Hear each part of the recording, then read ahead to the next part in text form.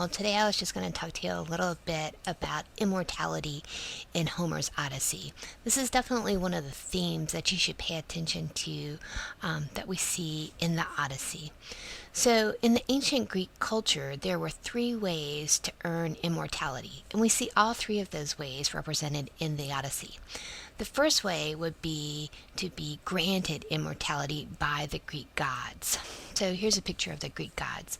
So, in this culture, the gods were above man, and man really couldn't do anything to the gods. The gods had all the power, and it was because of their immortality. If they got mad at a human being, then the gods could just kill them or hurt them or transform them into something else. But if they really liked a human being, then they could grant them immortality. They could give them this gift of immortality. And then, like the gods, they could live on Mount Olympus and they could have all of this power and control. They would have eternal youth, if that was part of the deal. So that's what we really see in Book 5 of the Odyssey. Remember, Calypso likes Odysseus so much that she wants him to stay with her, and she even offers him immortality and eternal youth, so he could become like one of the gods and gain immortality that way. But for Odysseus, he's not interested in being given immortality. He wants the other kind of immortality, the kind that you have to earn. So there are two types of immortality that you can earn, and that is immortality through fame or immortality through your progeny, which is your children. So we see both of those in the Odyssey also, and that's the kind of immortality that Odysseus is interested in, especially the fame. So we see it's probably most obvious here with the story of the Cyclops. Odysseus is smart enough to out-trick the Cyclops, who has, the total physical advantage over Odysseus and his men, but by Odysseus's wit, he is able to overcome this huge monster, and he's able to escape with most of his men. And so remember, as he's sailing away, Odysseus turns back around to the coast and screams to the blinded Polyphemus, "Tell them it was Odysseus who did this to you." So remember, before that, the Cyclops thought that Odysseus' name was nobody. And so that doesn't do Odysseus any good. That doesn't help his fame in any way. He needs everyone to know that it was he that did this. It was Odysseus from Ithaca is the one that was able to be smart enough to beat this giant. We also see, Odysseus is famous from the Trojan War for coming up with the Trojan horse. And then in books 9 through 12, what we see is Odysseus telling his story to other people.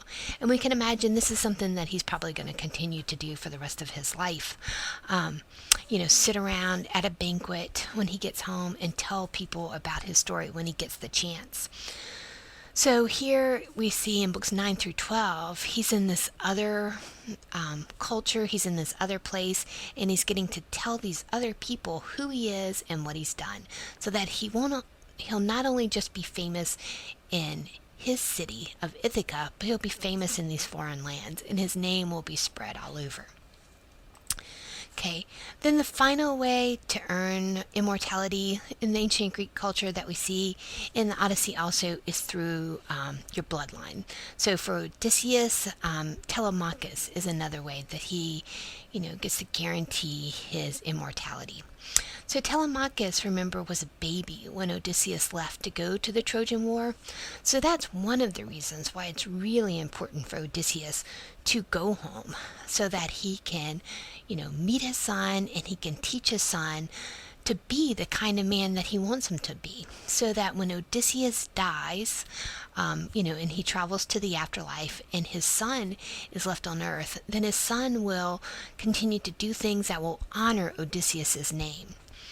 So, one thing that Odysseus wants to do is to get home so that he can be with his son, and so that his name lives on in this really positive way that he's been working so hard his whole life for, that it'll continue to be remembered and to be honored, and that, Telemachus will be able to bring honor to his name. So he's got to learn some really good life lessons from his father. The other thing you should notice in Book 11, when that kind of plays with this idea of progeny as a form of immortality. Remember when Odysseus meets Agamemnon, and then again when he meets Achilles, both of those men ask Odysseus about their sons.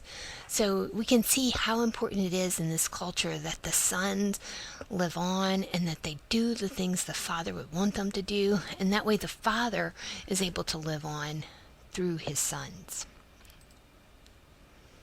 All right, so that's just a little bit about the immortality.